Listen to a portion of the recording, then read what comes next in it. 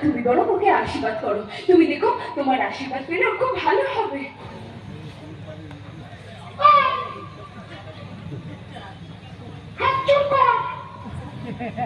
ঠাকুর ঠাকুর, আমার গর্ভের সন্তান কে?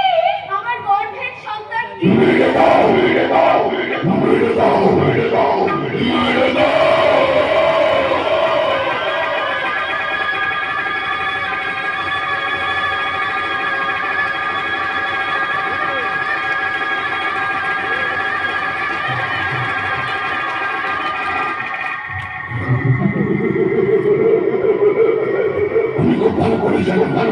তোর গর্ভের সন্তান যতদিন আছে তুই আমায় বিয়ে করবি না, বিয়ে করবি না।